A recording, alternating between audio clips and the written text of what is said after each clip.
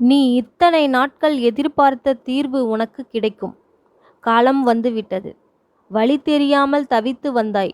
எந்த பக்கம் அடுத்து நகர்வது என்ற விடை தெரியாமல் வாழ்வில் இருந்த குழப்பங்கள் இனி தீர்ந்து உனக்கு ஒரு தெளிவான முடிவை தருவேன். வரும் வாரத்தில் உன்னைச் சுற்றி எல்லாம் நல்ல விதத்தில் மாறும்.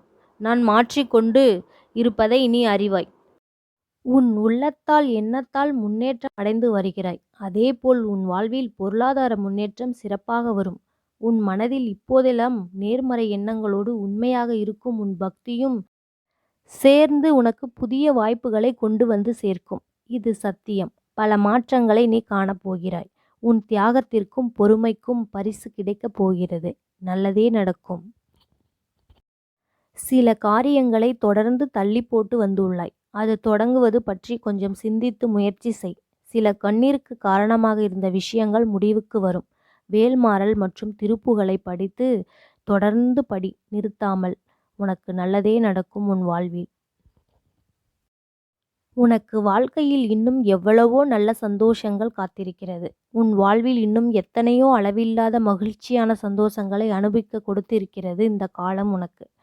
நீ கவனமாக இருக்க வேண்டும் என்று முன்பே கூறியிருந்தேன். சில விஷயங்கள் உன்னை மீண்டும் ஏற்க முயற்சி செய்கின்றனர்.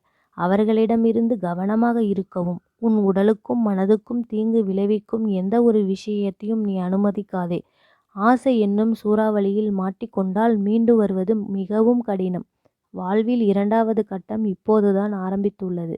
உணவிலும் உடல் நலத்திலும் கவனம் செலுத்து. உடல் நலம், மனநலம் மற்றும் நல்ல பண்புகள் உனக்கு அவசியம் பிள்ளையே. மற்றவர்களை பார்த்து மகிழ்ச்சியை வெளிப்படுத்து. உனக்கு நல்லதே நடக்கும்.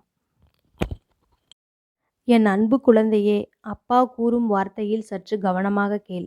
நீ இந்த உலகத்தை பற்றி நிறைய தெரிந்திருக்கலாம். உனக்கு அனுபவங்களால் பல விஷயங்களை புரிந்திருக்கலாம். ஆனால் என் கடமை உனக்கு உண்மையை சொல்வது. ஒரு குருடன் பார்வை பெற்றவுடன் அவன் முதலில் தூக்கி எறிவது அவன் துணையாக இருந்த கைத்தடியை தான். அதுபோலவே நீ எவ்வளவுதான் உறவுகளுக்கு துணையாக இருந்தாலும் அவர்கள் உயர்ந்தவுடன் நீயும் அந்த கைத்தடியாக ஆகிவிடுவாய். ஒரு சில நேரங்களில் நீ இதை உணராமல் இருக்கிறாய்.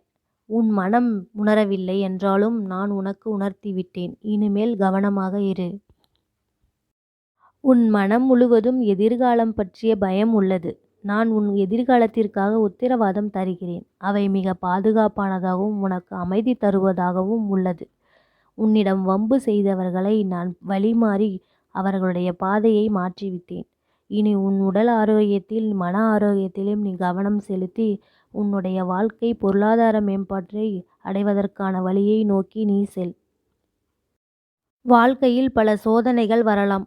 ஆனால் அனைத்தும் சரி செய்யக்கூடியதாகும். மயில் போல் உயர்ந்தே பறக்க வேண்டும். வேல் போல் நேராக நிமிர்ந்து